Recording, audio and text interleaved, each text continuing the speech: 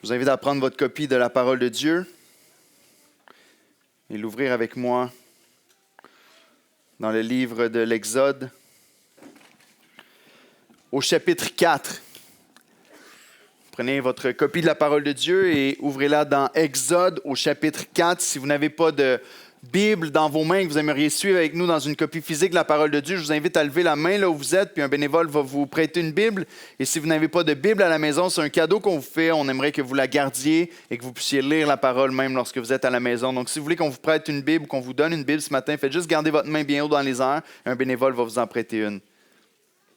Tout le monde a sa Bible, gloire à Dieu. Donc, on va être dans Exode au chapitre 4. Aujourd'hui, on va voir les versets 18 à 31. On va terminer, Dieu voulant, le chapitre 4. Et voici ce que la parole de Dieu dit à partir du verset 18. Moïse s'en alla, et de retour auprès de Jéthro, son beau-père, il lui dit, « Laisse-moi, je te prie, aller pour rejoindre mes frères qui sont en Égypte, afin que je voie s'ils sont encore vivants. » Jéthro dit à Moïse, « Va en paix. » L'Éternel dit à Moïse en Madian, « Va, retourne en Égypte, car tous ceux qui en voulaient à ta vie sont morts. » Moïse prit sa femme et ses fils, les fit monter sur des ânes et retourna dans le pays d'Égypte. Il prit dans sa main la verge de Dieu. L'Éternel dit à Moïse, en partant pour retourner en Égypte, vois tous les prodiges que je mets dans ta main, tu les feras devant Pharaon, et moi, j'endurcirai son cœur, et il ne laissera pas aller le peuple. Tu diras à Pharaon, ainsi parle l'Éternel, Israël est mon fils, mon premier-né. Je te dis, laisse aller mon fils pour qu'il me serve. Si tu refuses de le laisser aller, voici, je ferai périr ton fils, ton premier-né. Pendant le voyage, en un lieu où Moïse passa la nuit, l'Éternel l'attaqua et voulut le faire mourir. Séphora prit une pierre aiguë, coupa le prépuce de son fils et le jeta aux pieds de Moïse en disant, « Tu es pour moi un époux de sang. » L'Éternel le laissa.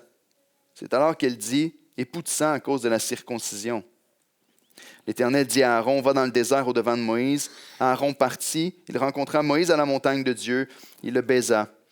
Moïse fit connaître à Aaron toutes les paroles de l'Éternel qu'il avait envoyées et tous les signes qu'il lui avait ordonné de faire. Moïse et Aaron poursuivirent leur chemin. Ils assemblèrent tous les anciens des enfants d'Israël. Aaron rapporta toutes les paroles que l'Éternel avait dites à Moïse, et il exécuta les signes aux yeux du peuple. Et le peuple crut.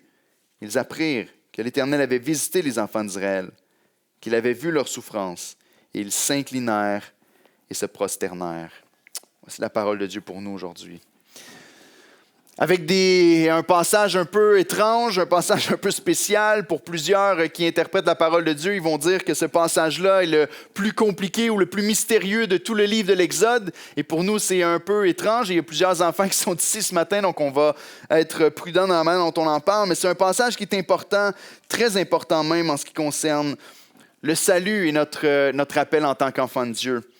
On a souvent entendu des exemples parfois lorsqu'on parle d'équipes sportives, quand on est à l'école et qu'on doit faire des équipes, on choisit des capitaines et là, ils doivent choisir les enfants. Et souvent, on utilise cet exemple-là pour dire avez-vous déjà été laissé comme dernier choix? Comme tout le monde est choisi, puis vous êtes laissé de côté. Mais Dieu vous voit, Dieu vous aime et il vous choisit, même si les autres ne vous ont pas choisi. Et c'est une belle illustration, mais ce matin, le texte nous parle plus d'un autre exemple. Plus de si on regardait la situation, puis qu'on voyait le capitaine choisir une personne, qu'on dirait « Quoi? Pourquoi il a choisi lui? Il n'est même pas bon dans ce sport-là. C'est même pas son ami, il passe même pas de temps avec. Peut-être c'est une petite fille qui est capitaine, puis il a choisi son ami dans l'équipe. » Puis on se pose la question, mais pourquoi il est même pas bon au ballon chasseur, il parle jamais avec elle, puis là, finalement, tu as quelqu'un qui dit, ouais, mais il y a une autre raison pourquoi elle l'a choisi. Ah, dans le secret, il y a de l'amour dans son cœur pour le petit garçon qu'elle a choisi dans son équipe. Ce matin, on regarde un texte où on se dit, mais on ne comprend pas, on regarde au peuple d'Israël, puis on se dit, mais pourquoi est-ce que Dieu a choisi ce peuple-là particulièrement pour le sauver? Et nous, de l'extérieur, et les peuples qui pouvaient environner Israël peuvent se dire, mais c'est un peuple minable, c'est un peuple qui est sous l'esclavage d'Égypte, c'est un peuple qui n'est pas plus grand que les autres, qui n'est pas plus puissant, qui n'est pas plus merveilleux, qui n'est pas plus brillant que les autres. Pourquoi est-ce que Dieu a choisi ce peuple-là? Et de la même manière, parfois, pourquoi est-ce que Dieu choisit telle personne pour le salut et pas telle autre? Vous êtes peut-être même demandé la question à propos de vous-même. J'ai rien fait de plus. Tout récemment encore, j'ai parlé avec une personne qui me partageait combien dans l'Église, on peut se dire, mais voyons, tous les gens qui remplissent l'Église d'Oxa, la personne ne m'a pas dit ça, mais tout le monde qui remplit l'Église, c'est tous des gens qui sont hypocrites, qui ne sont pas corrects, qui sont menteurs, ils continuent à pécher. Je sais que cette personne-là a fait telle et telle chose pas correcte. Puis on dit, comment est-ce que Dieu peut appeler ça son Église? Et ce matin, dans le texte qu'on va voir ensemble, on voit justement que ce n'est pas à propos de notre pédigree, puis ce n'est pas à propos de nos qualités, puis ce n'est pas à propos de notre capacité, puis ce n'est pas à propos de tout ce que Dieu peut voir de bon en nous. Mais Dieu choisit à cause de l'amour qui remplit son cœur, puis à cause de la fidélité à son alliance. Et je crois que c'est un grand réconfort pour plusieurs d'entre nous aujourd'hui. Qui peut-être parfois on a tendance à douter de l'amour de Dieu, peut-être on a tendance à douter de notre salut, peut-être on a tendance à se poser des questions. Est-ce que c'est possible que Dieu sauve telle personne? Je ne sais pas si vous demandez ça, parfois vous regardez à des personnes et vous dites « Ah, lui c'est un sataniste, certainement c'est plus difficile pour Dieu de sauver cette personne-là qu'une personne qui a grandi dans une bonne famille. » Est-ce que c'est vraiment plus difficile pour Dieu? Aujourd'hui, on va voir ensemble dans le texte qui est devant nous que par amour, Dieu va être fidèle à son alliance pour sauver ses enfants. J'aimerais vous encourager chacun d'entre vous. Tu ne peux pas échapper à l'amour de Dieu. Même si tu essayais. Vous savez, j'ai entendu souvent des enseignements dans mon passé qui disaient « Rien ne peut nous séparer de l'amour de Dieu manifesté en Jésus-Christ. » On l'a chanté tantôt, puis on lit Romains 8, puis on dit « C'est vrai, rien ne peut nous séparer de l'amour de Dieu manifesté en Jésus-Christ. » Puis j'ai souvent entendu dans mon passé « Sauf toi-même. » Est-ce que c'est vrai? Par amour, Dieu va être fidèle à son alliance pour sauver ses enfants. J'aimerais vous encourager en comprenant que ça ne dépend pas de nous. Les versets 18 à 23 nous encouragent à comprendre l'amour de Dieu pour nous. Dieu va révéler quelque chose de nouveau à Moïse. Premièrement, on voit dans les versets 18 jusqu'à 21, 18 à 20, Moïse va obéir à la parole de Dieu. Dieu lui dit, pars, prends ta famille, maintenant tu vas aller commencer la mission et tout ça. Il a fini de s'obstiner avec Dieu. Moïse a fini par abdiquer puis à dire, OK Seigneur, je vais y aller. Dieu l'a convaincu. Moïse, c'est pas à propos de toi, c'est pas à propos de tes dons. Pour remplir ton appel, tu as juste besoin que je sois avec toi. Je vais m'occuper du reste. Fais juste être fidèle à ce que je te demande. Je vais m'occuper du reste. Moïse part, il s'en va voir son beau-père. Il est comme un gentil gendre. Il va lui demander la permission de partir. Pas nécessairement parce que si Jéthro avait dit non, il aurait dit, OK, ben je peux pas accomplir la mission de Dieu, mais c'est un geste de politesse envers son beau-père, de respect. Et son beau-père lui dit, vas-y, va en paix. Il part, il prend sa femme, ses enfants. Et il part pour commencer la mission que Dieu lui a donnée. Mais au verset 21, Dieu lui donne des nouveaux éléments qu'il ne lui a pas donnés encore dans sa conversation avec lui. Dieu va lui donner une raison. Il va lui dire comment il va finalement libérer le peuple d'Israël de l'Égypte. Mais il va aussi lui donner une raison de plus pour laquelle il décide de sauver son peuple. Les versets 21 à 23 nous disent, en partant, tu vas voir tous les prodiges que je mets dans ta main avec la verge, tu vas les faire devant Pharaon. Mais voici ce qu'il rajoute. Je vais endurcir son cœur et il ne laissera pas aller le peuple. On a vu dans le passé, dans un autre passage, que le Pharaon allait endurcir son cœur. Et on va y revenir parce qu'on va en parler souvent dans le reste de la série à ce niveau-là de la souveraineté de Dieu face à la liberté de conscience ou de choix de l'homme. Mais au verset 22, il vient rajouter un nouvel élément. Tu vas dire à Pharaon, ainsi parle l'Éternel, Israël est mon fils, mon premier-né. Ici, c'est le seul endroit, depuis le début de la parole de Dieu, où est-ce qu'on parle d'Israël comme étant le premier-né. Le premier endroit, même presque le seul endroit dans l'Ancien Testament, à part un endroit dans Jérémie.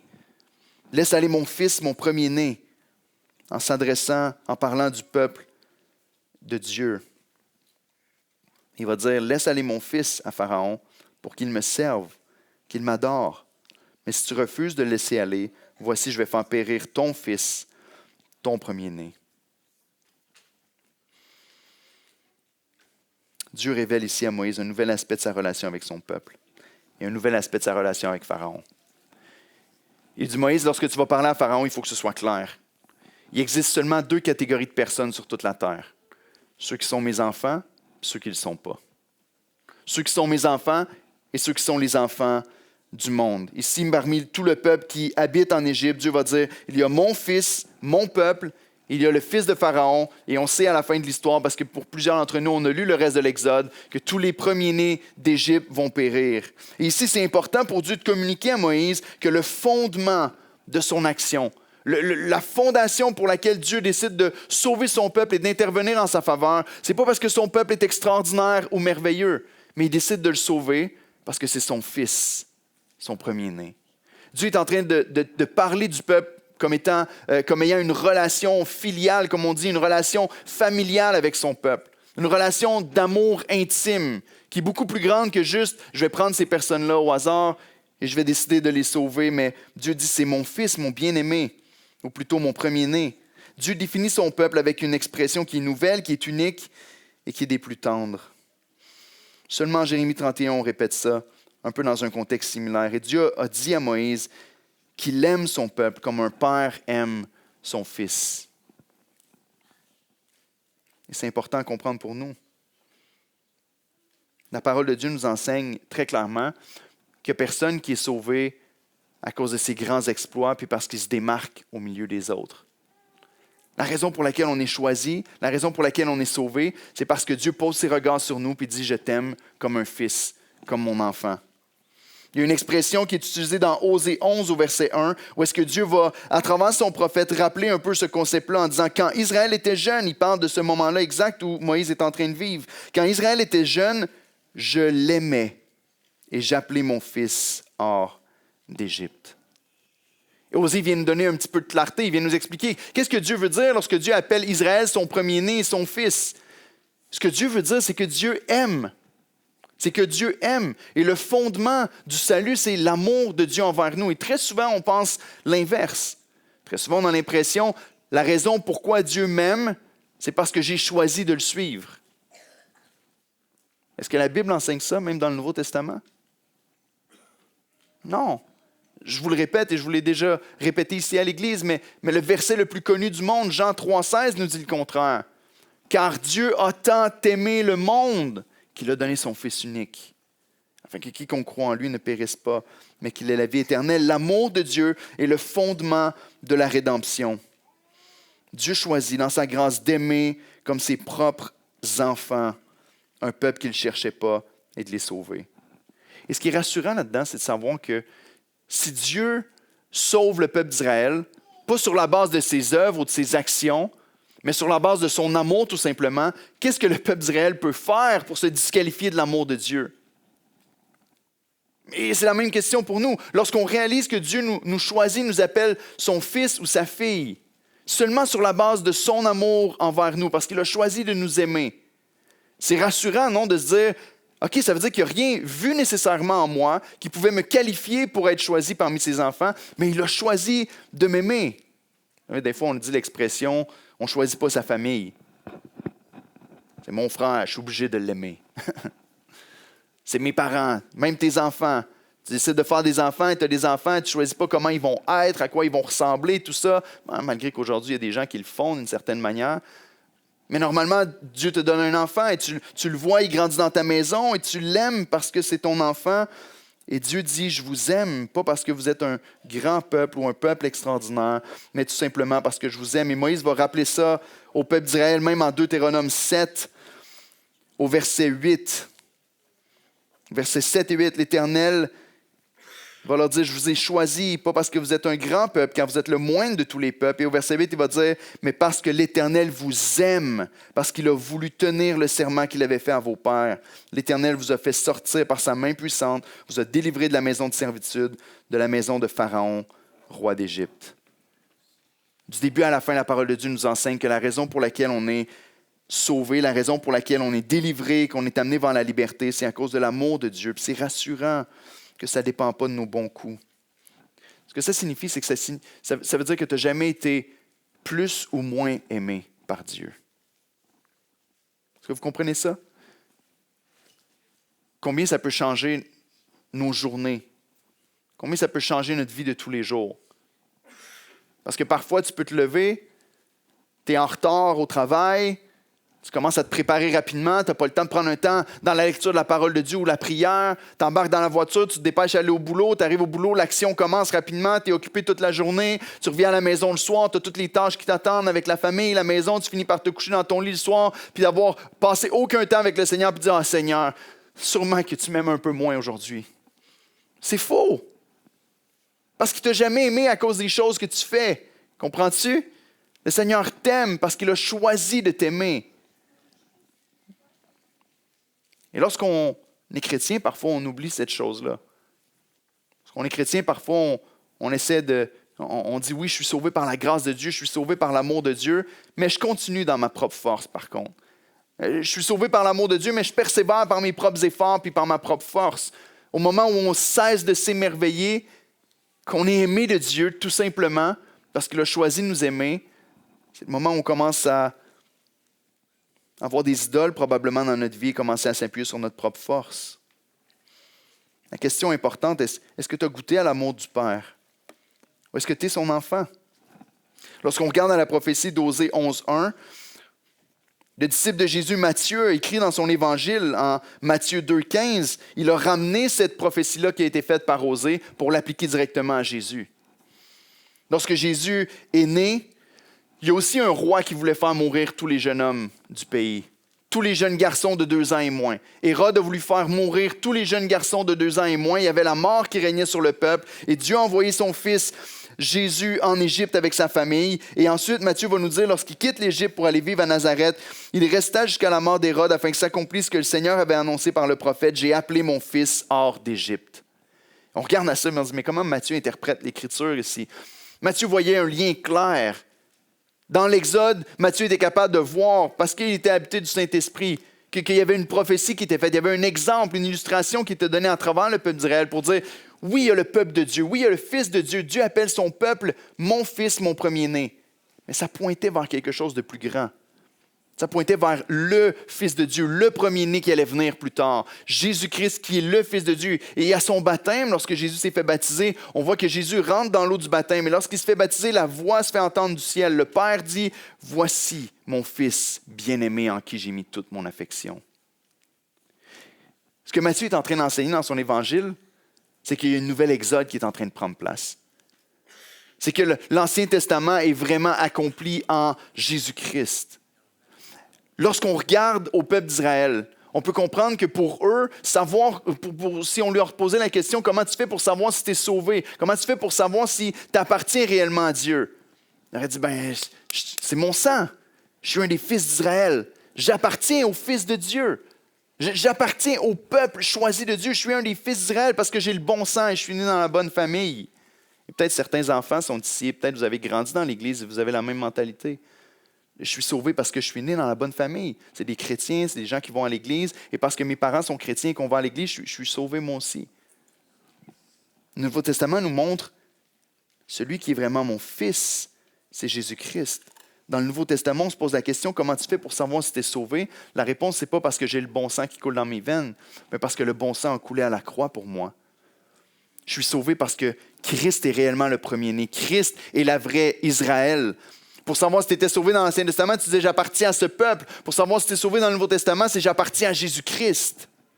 Hébreux 1.6 va nous montrer comment Dieu appelle Jésus son premier-né. Et c'est une expression qui est utilisée seulement à cet endroit-là dans l'Ancien Testament et pour Jésus-Christ dans le Nouveau. Il va dire « et lorsqu'il introduit de nouveau », parce que c'est le Fils de gloire, c'est Dieu le Fils qui est sur son trône, qui est descendu sur la terre pour s'incarner et venir nous sauver. Il l'introduit de nouveau dans le monde. Il dit le premier-né. Il dit que tous les anges de Dieu l'adorent.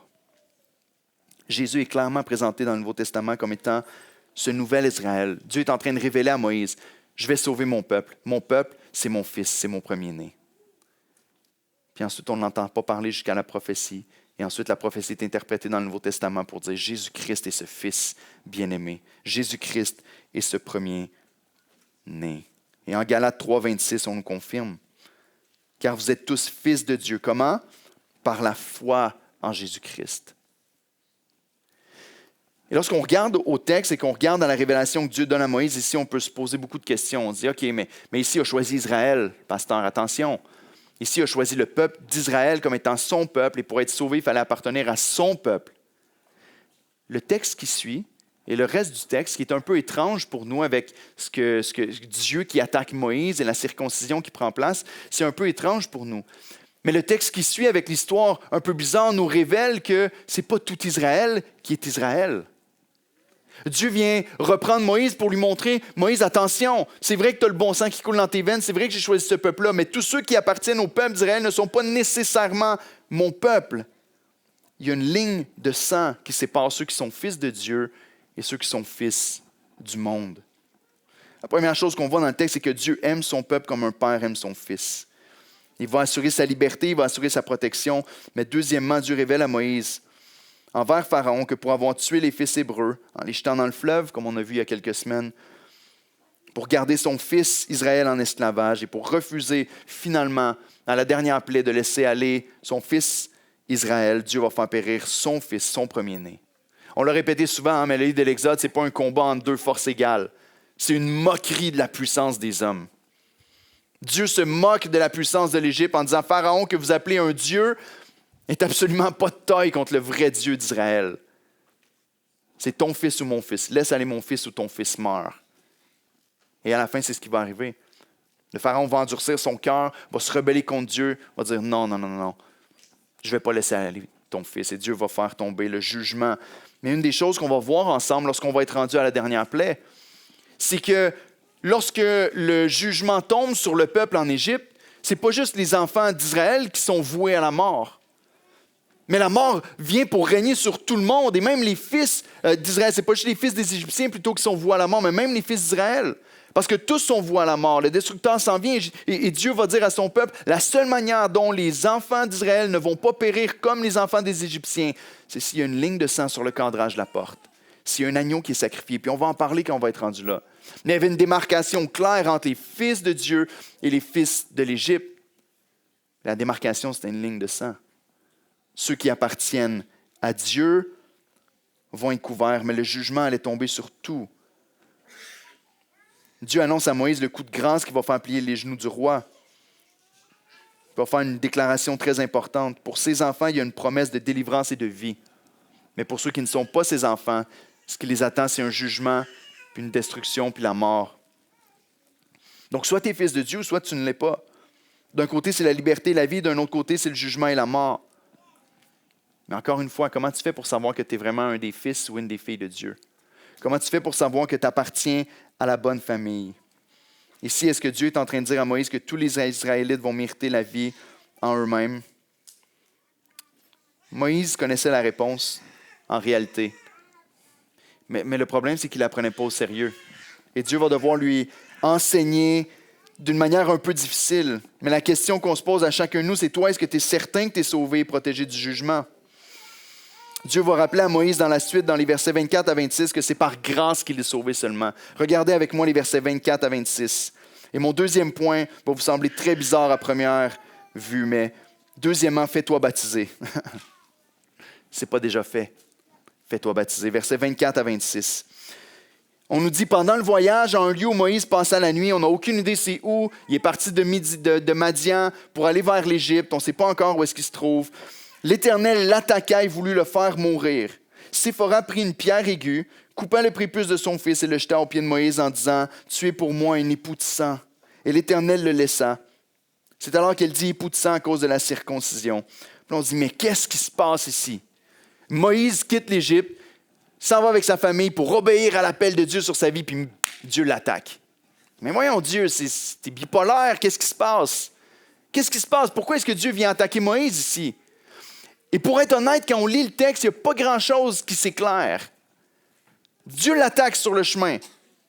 C'est ça qui est premièrement, pourquoi est-ce que Dieu l'attaque? Deuxièmement, la solution, c'est que sa femme prend son fils, le circoncis, lance le prépuce au pied de Moïse. Moïse est guéri, il se relève, époux de sang, puis il continue la route, puis il va accomplir la mission. Quoi? Mais c'est quoi cette histoire de fou? Qu'est-ce qui se passe, Seigneur? Pourquoi est-ce que tu fais ça? Lorsqu'on voit un événement comme ça où Dieu attaque en Genèse, on a vu que Dieu l'a fait avec Jacob, où est-ce que Jacob a combattu contre l'ange de l'Éternel, il a changé son nom, il l'a transformé, puis il l'a renvoyé accomplir sa mission. Mais ici, on n'a même pas aucune idée de quelle manière est-ce qu'il combat, de quelle manière il l'attaque. On ne sait pas si Moïse ici a fait une crise cardiaque, était couché sur le sol, pris d'une maladie, qui était au bord de la mort. Aucune idée. On n'a aucune idée comment Séphora savait qu'est-ce qu'il fallait faire. Comment il a su? Il n'y a rien dans le texte qui nous le dit ici. Comment est-ce qu'il a su comment sauver son mari de la mort ici à ce moment-là? Et ce n'est pas extrêmement clair. Et c'est un des textes les plus difficiles à interpréter de l'Exode. Mais les textes difficiles souvent vont nous aider à comprendre comment interpréter la Bible. Et ici, il y a peut-être beaucoup de choses beaucoup de réponses qu'on aimerait avoir qu'on ne trouve pas. Mais le texte nous dit quand même beaucoup de choses qu'on peut comprendre et qu'on peut saisir. Ici, il y a quelques éléments qui nous aident à interpréter ce qui se passe ici, alors que Dieu est en train d'attaquer Moïse. Donc, juste avec ce que Séphora fait, on peut comprendre. Pourquoi est-ce que Dieu attaque Moïse? Je ne sais pas. Mais la solution était de circoncire son fils. Donc, il y a un lien entre Dieu qui attaque Moïse et la circoncision. Et ce qu'on peut comprendre, même si ce n'est pas écrit clairement, c'est que parce que son fils n'était pas circoncis, Dieu a attaqué Moïse. Parce que dès que la circoncision a pris place, Moïse a été libéré et Dieu l'a relâché. Donc, ce n'est pas super clair, mais il y a quand même des choses qui sont assez claires. On ne comprend pas ce que Séphora veut dire quand elle dit « époux de sang ». Certains vont l'interpréter comme si Séphora était fâchée. On va prendre la perspective de Séphora qui dit « Ah, Moïse, je suis obligé de circoncire mon fils, je ne voulais pas le faire », puis elle lance le prépuce au pied de son mari. Peut-être. Il y en a d'autres qui vont dire que c'est une déclaration d'amour envers son époux, parce que son époux était au bord de la mort, il était sur le bord de mourir, puis lorsqu'elle a fait la circoncision en plus, après ça, elle est allée vers son mari en disant « Moïse, t'es revenu à moi, t'étais mort, mais maintenant t'es là, t'es mon époux de sang maintenant, mais t'es revenu dans ma vie. » On n'a aucune idée de exactement comment ça s'est fait et dans quelle émotion. Ce qu'on sait, c'est que Moïse allait mourir et la solution était d'appliquer la circoncision. Donc juste avec cette information-là, on comprend quand même un peu. Et parfois, lorsqu'on lit la Bible, on peut spéculer énormément.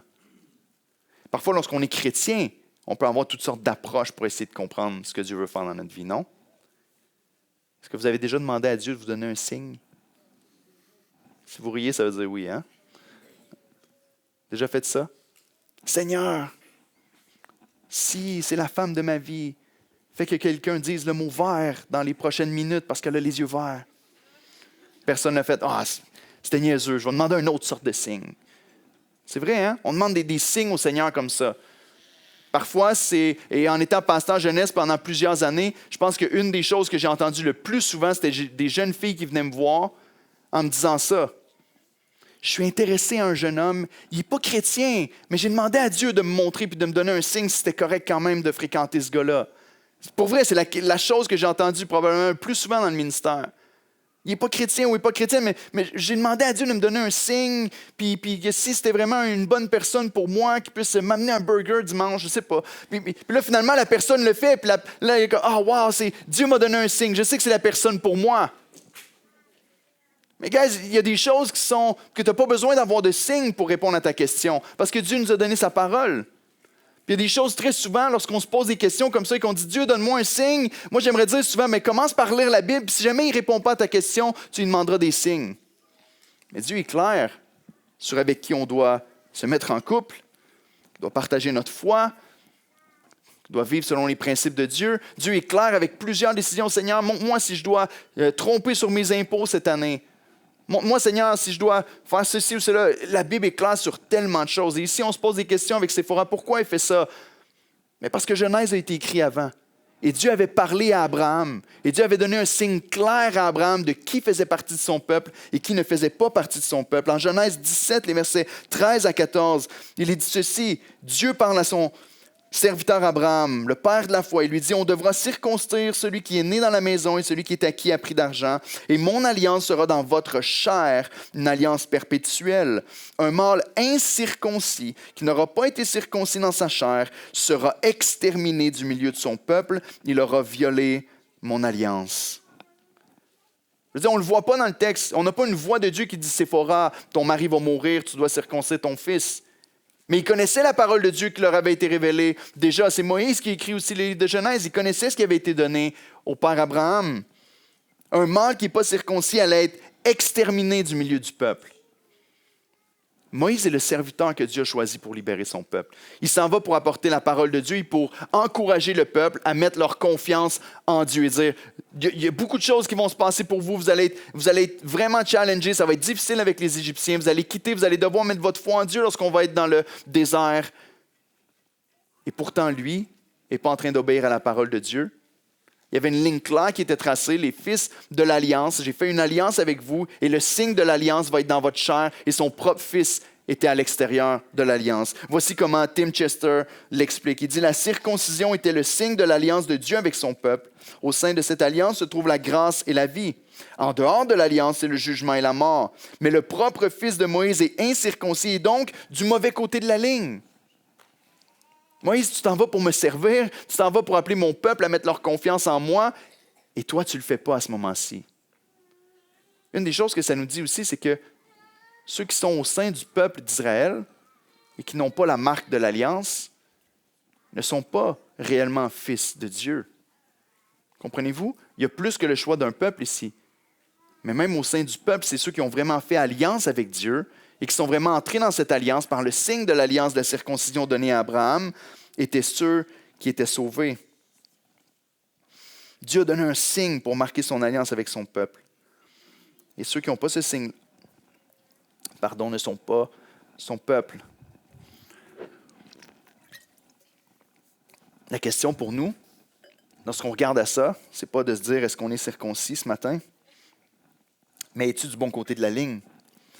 On va voir lors de la dernière plaie, comme j'ai dit tantôt, tous les enfants sont menacés de mort et même les premiers-nés d'Israël. Mais ceux qui vont être sauvés, c'est ceux qui vont avoir le sang sur les linteaux de la porte, ceux pour qui l'agneau va avoir été sacrifié à leur place. Et ici, dans les deux cas, même ici avec la circoncision, Dieu est en train de démontrer à Moïse que le sang de l'alliance est le seul vrai moyen d'être sauvé. Et le seul moyen d'être sauvé de la mort. Pas le sang qui coule dans tes veines, mais le sang de l'alliance. Pourquoi est-ce que c'est si important pour Dieu de garder ce signe-là dans la chair, dans l'Ancien Testament? Le signe de l'alliance et de la circoncision, c'est de dire, de la même manière que le morceau de peau est séparé de l'homme ou de l'enfant, celui qui va trahir mon alliance, celui qui va être infidèle à mon alliance et qui va rejeter mon alliance va être aussi séparé de mon peuple et va être rejeté d'Israël. Pourquoi est-ce que c'est si important? Parce que tout ça pointe vers le sacrifice de Jésus, le premier-né de Dieu, qui lui va faire couler le sang final de l'alliance, qui va être la vraie ligne de sang qui va séparer les enfants de Dieu de ceux qui ne le sont pas. On l'a dit, le vrai Israël, le vrai Fils de Dieu, le vrai premier-né, c'est Jésus vers qui tout cela pointait. Et pour être fils, selon le Nouveau Testament, on n'a pas besoin d'avoir une circoncision dans notre chair. On doit simplement croire en lui. Est-ce que ça veut dire qu'il n'y a pas un signe qui a été donné, par contre? Parce qu'attention, la raison pourquoi on peut devenir fils de Dieu, c'est pas parce qu'on est dans la bonne famille, mais parce que Jésus a versé son sang pour nous libérer, puis il a été lui-même traité comme s'il avait violé l'alliance de Dieu alors qu'il était parfait. Christ a été traité sur la croix comme quelqu'un qui avait violé l'alliance de Dieu. La Bible nous enseigne que Jésus a été retranché du milieu de son peuple. Jésus a subi la conséquence d'une personne qui aurait brisé cette alliance envers Dieu, qui aurait été infidèle à la promesse de Dieu et à son alliance. Il a été retranché du peuple de Dieu pour que nous, on soit incorporés comme peuple de Dieu. Moïse ne méprise pas l'alliance que Dieu a donnée, qui démontre que Dieu est le seul sauveur, pas nous. Ce n'est pas son obéissance dans la mission, ce n'est pas le sang qui coule dans ses veines, mais c'est le sang de l'alliance. Et Jésus est garant d'une alliance plus excellente, comme le dit l'auteur de l'Épître aux Hébreux. Le prophète Ésaïe a même utilisé le langage dans Ésaïe 53, verset 8. Il a dit à propos du Messie, il a été enlevé par l'angoisse et le châtiment. Autrement dit, il y a une punition qui est tombée sur lui. Et parmi ceux de sa génération, qui a cru qu'il était retranché de la terre des vivants et frappé pour les péchés de mon peuple?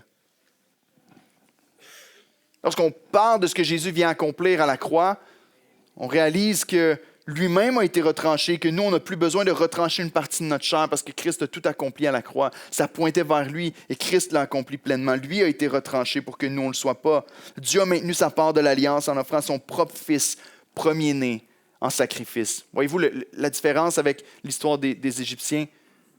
En Égypte, Dieu dit à Pharaon, « Tu laisses aller mon fils et mon fils doit être libéré ou ton fils va mourir. » Autrement dit, le fils de l'ennemi va mourir pour que le fils de Dieu puisse être libéré. Dans le Nouveau Testament, on voit une inversion et un amour encore plus grand, une compassion encore plus grande parce que le fils de Dieu va mourir sur la croix pour que le fils de l'ennemi puisse être libéré.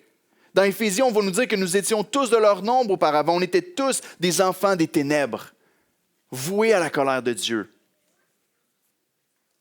Mais en Jésus-Christ, par la foi en lui et par son œuvre à la croix, on est devenus enfants de Dieu. Jean 1 va nous dire que celui qui croit en lui, Dieu lui a donné le pouvoir de devenir enfant de Dieu. Lui qui a toujours honoré l'alliance nous donne les mérites de l'alliance qu'on reçoit par la foi. Et la marque qui distingue aujourd'hui ceux qui lui appartiennent comme fils et filles n'est pas la circoncision. Autrement dit, ne faites pas circoncire vos fils en pensant que c'est un acte de foi envers Dieu. Dieu ne requiert plus la circoncision, même que Paul va insister énormément dans l'Épître aux Galates pour dire la circoncision ne sert à rien. Si vous faites circoncire vos enfants, c'est que vous êtes encore sous la loi et vous devez obéir à toute la loi afin d'être sauvés. On n'a pas besoin de la circoncision dans la chair. Christ a été retranché pour nous. Maintenant, on a besoin de mettre notre foi en Jésus-Christ. Et le signe de la nouvelle alliance en Jésus-Christ est le baptême. Le signe de notre appartenance à Jésus n'est plus un morceau de peau qui est enlevé de notre corps, mais son sacrifice complet à la croix qui est manifesté par l'alliance du baptême. Dans Colossiens 2, je donne ce passage-là. Colossiens 2, les versets 11 et 12, on aurait pu aller dans plusieurs passages, mais celui-ci nous parle du lien entre l'ancienne alliance de la circoncision et la nouvelle alliance en Jésus-Christ. Il nous dit, c'est en lui que vous avez été circoncis, d'une circoncision que la main n'a pas faite. Autrement dit, pas celle que vous célébriez avant là, dans le judaïsme, mais de la circoncision de Christ, qui consiste dans le dépouillement du corps de la chair. Comment? C'est quoi la circoncision de Christ exactement? La circoncision de Christ, c'est Christ qui a été retranché, qui a subi le jugement que nous, on devait recevoir. Moïse a failli mourir parce qu'il a négligé l'alliance. Christ est mort comme s'il avait négligé l'alliance pour que nous, on puisse être entrés dans cette alliance-là. C'est quoi la circoncision de Christ? C'est que Christ est mort à la croix pour nos péchés. Et lorsqu'on met notre foi en Jésus-Christ, la Bible nous dit que nous sommes morts avec Christ et ressuscités avec Christ. Et c'est démontré par le signe du baptême. La suite du texte nous dit qu'il consiste dans le dépouillement du corps de la chair, ayant été enseveli avec lui par le baptême. Vous êtes ressuscités en lui et avec lui par la foi en la puissance de Dieu qui l'a ressuscité des morts. Autrement dit, maintenant, c'est par la foi en Jésus-Christ qu'on est unis à Jésus et tout ce que Jésus a accompli, son mérite nous est transmis complètement. Autrement dit, une des choses qu'on n'arrive pas à saisir facilement ou qu'on n'entend pas assez souvent, c'est que dans l'union avec Jésus, tout le mérite de Christ nous est donné. Lorsque Jésus est mort sur la croix et qu'il a payé pour les péchés, nous sommes morts avec lui. La Bible nous enseigne en 2 Corinthiens 5, 17 que celui qui est en Christ est une nouvelle créature. C'est une nouvelle création. Les choses anciennes sont passées et toutes choses sont devenues nouvelles. Parfois, on continue à pécher dans nos vies et on le fait tous. Mais lorsque ça arrive, on ne doit pas dire « Ah, je suis pécheur, puis c'est parce que je n'ai pas vraiment changé, Christ ne m'a pas vraiment transformé. » Non, on doit dire « C'est plus moi ça. Je veux continuer à crucifier cette vieille nature-là constamment pendant ma vie parce que je suis mort à la croix avec Jésus-Christ. Dieu ne me voit pas en accord avec mes péchés, mais Dieu me voit selon Jésus-Christ, comme pur, comme saint, comme juste, comme acceptable devant lui. Oui, je marche dans la sainteté, mais parce que j'aime le Seigneur et mon cœur a été transformé par son esprit. Mais je ne suis pas sauvé par ça, je suis sauvé par ce que Christ a fait à la croix. Lorsque Christ est ressuscité d'entre les morts, la Bible nous dit qu'on a ressuscité aussi avec lui. Et qu'on a l'assurance qu'on va se retrouver avec lui dans la vie éternelle. Parce que Christ est dans la vie éternelle. L'union avec Christ est beaucoup plus forte que seulement une grande espérance de peut-être se dire peut-être que je vais être avec lui un jour. Non, par la foi en Christ, tu es réellement uni à lui et l'assurance de ton salut se trouve complètement en Jésus-Christ. Et le Nouveau Testament nous enseigne que ce n'est plus la circoncision dans la chair, mais le baptême qui témoigne de cette transformation-là. Autrement dit, comme la circoncision témoignait d'une réalité spirituelle dans le monde naturel, lorsqu'il coupait la chair, il pouvait dire « Celui qui est infidèle à mon alliance va être retranché, mais ceux qui ont vraiment eu cette ligne de sang qui a été manifestée va être sauvé, va être gardé dans mon alliance. » De la même manière, aujourd'hui, lorsqu'on passe par les eaux du baptême, on manifeste ce que Christ a fait pour nous. Lorsqu'on plonge dans les eaux, on se commémore, on se rappelle à notre esprit, on est mort avec Jésus-Christ, enterré avec Jésus-Christ, et on est ressuscité en nouveauté de vie avec lui. Et maintenant, on marche pleinement selon sa volonté pour sa gloire. On a vu tantôt Galates qui nous dit qu'on est tous fils de Dieu par la foi, mais le verset qui suit nous dit ceci. Galates 3, 26, maintenant le verset 27 nous dit « Oui, vous êtes tous fils de Dieu par la foi en Jésus-Christ. Vous tous qui avez été baptisés en Christ, vous avez revêtu Christ. » On devient enfant de Dieu par la foi, par l'œuvre de l'Esprit à l'intérieur de nous qui nous fait naître de nouveau. Puis c'est manifesté puis déclaré maintenant publiquement par le baptême. Donc oui, lorsqu'on regarde au texte ici, pour nous, lorsqu'on regarde au texte d'Exode 4, on peut se dire, mais comment est-ce que je peux appliquer ça dans ma vie? Est-ce qu'on doit tous partir ici et prendre des rendez-vous pour se faire circoncire? Non, parce que Christ a tout accompli pour nous.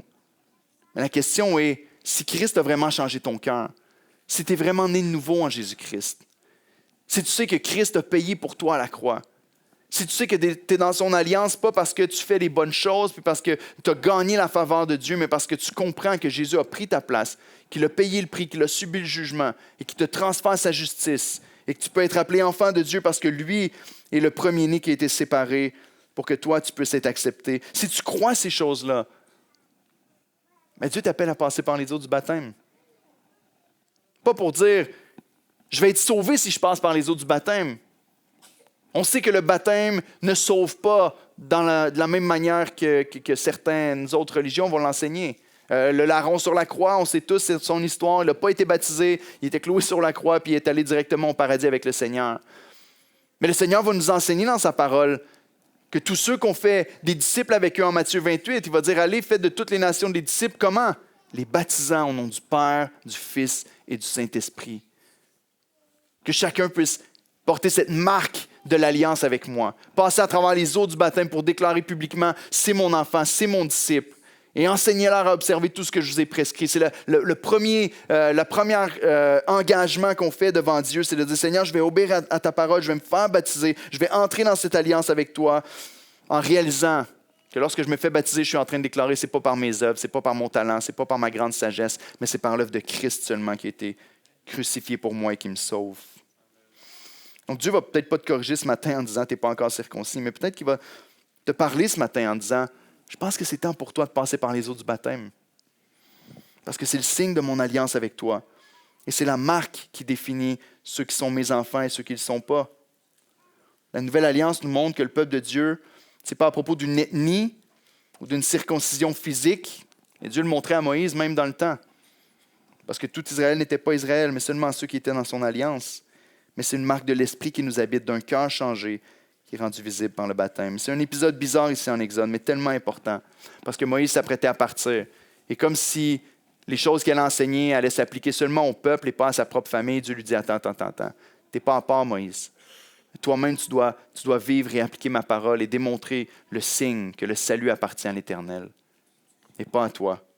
Tu n'es pas à l'extérieur. Au contraire, si tu ne suis pas ce que je t'enseigne, si tu ne te reposes pas pleinement par la foi en mon œuvre, mais toi aussi tu vas être exterminé comme les Égyptiens. Et donc elle circoncis son fils. Elle envoie le prépuce à son époux.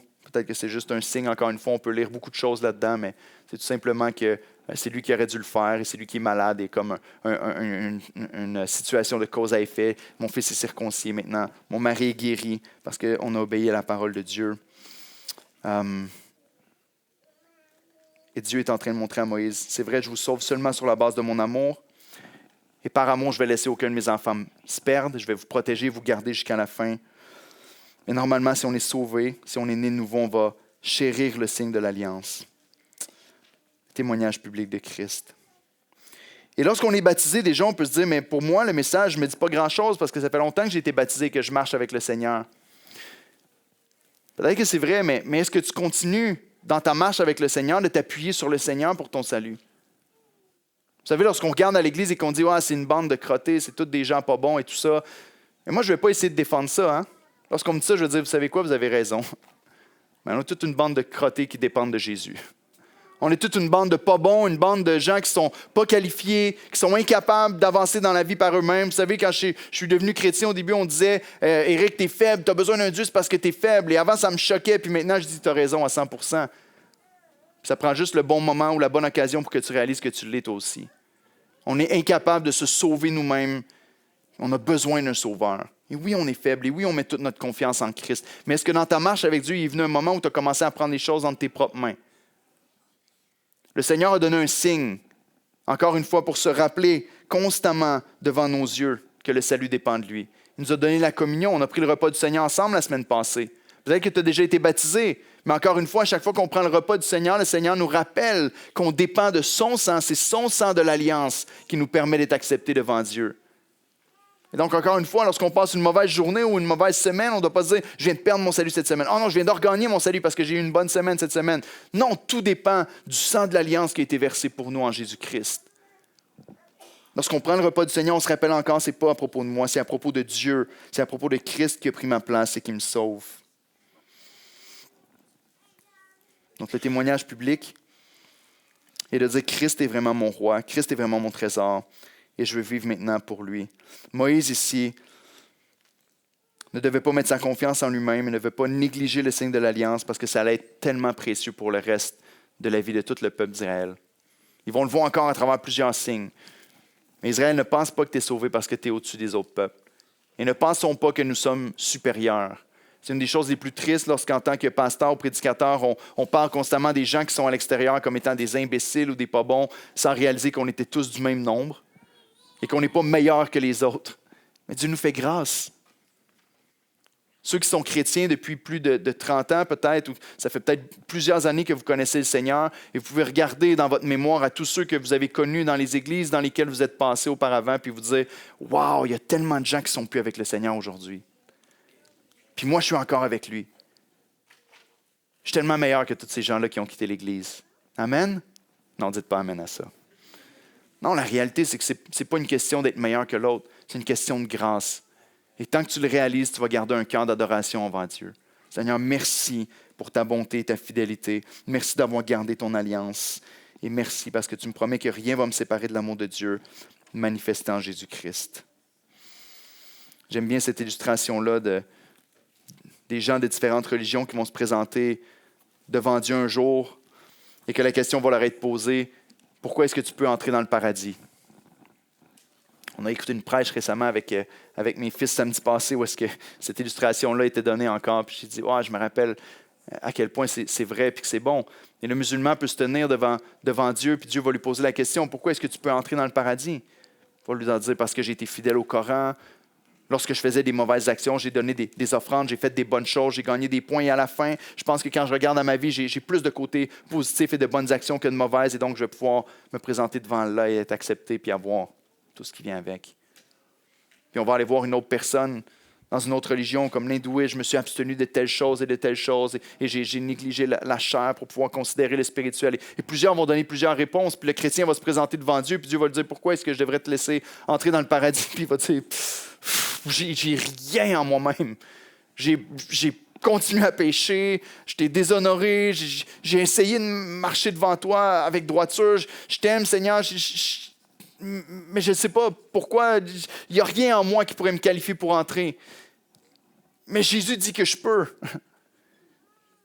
Puis il est mort à ma place sur la croix. La seule raison pourquoi je peux entrer dans le paradis, c'est parce que lui, il me dit que sur la base de son œuvre, je peux me présenter devant toi et être sauvé. Et Dieu est en train d'enseigner ça à Moïse dans Exode 4. Moïse, ce n'est pas à propos de vos œuvres, ce n'est pas à propos de vous. La seule raison, c'est parce que j'ai fait alliance avec vous. C'est parce que j'ai choisi de vous aimer. C'est parce que moi, je vous sauve. Le salut appartient à l'Éternel à 100%. Et donc, on doit être tellement reconnaissant de dire, Seigneur, une chance. Parce que je ne sais pas pour vous, mais même en s'en venant à l'église le dimanche matin, tu peux te dire, hey boy, si ça dépendait de moi, je serais disqualifié. Je vous répète cette phrase que j'ai beaucoup appréciée de Jonathan Edwards qui dit, frères et sœurs, la seule chose qu'on contribue à notre salut, c'est le péché qui l'a rendu nécessaire. Christ a pourvu pour tout le reste. On met notre confiance en lui et en lui seul. Prions ensemble. Seigneur notre Dieu, on te remercie pour ta bonté, pour ta grâce. On te remercie pour ta parole. Parfois, on regarde à des textes dans l'Ancien Testament puis on se demande comment est-ce que ces textes-là peuvent nous parler encore aujourd'hui. Je suis tellement loin de l'histoire de Moïse avec l'Éternel qui l'attaque et tout ça. Mais Seigneur, on croit que comme un bon père, tu n'as pas laissé ton fils s'égarer loin de ta vérité et tu n'as pas laissé ton fils Moïse s'appuyer sur ses propres forces. Tu n'as pas laissé ton fils penser qu'il pouvait s'en sortir, mais alors que son fils, à lui, était à l'extérieur de l'alliance, tu es venu le corriger avec amour, avec grâce pour le ramener dans tes voies. Et je veux te prier que ce matin encore tu nous parles. Peut-être que ce n'est pas à propos de notre salut et que certains ici ne doutent pas en ce moment de leur salut, mais qui sont égarés loin de ta voie éternelle. Je te prie que par amour, comme un bon père envers ton fils bien-aimé, tu puisses venir nous ramener sur la bonne voie. Parle-nous, Éternel.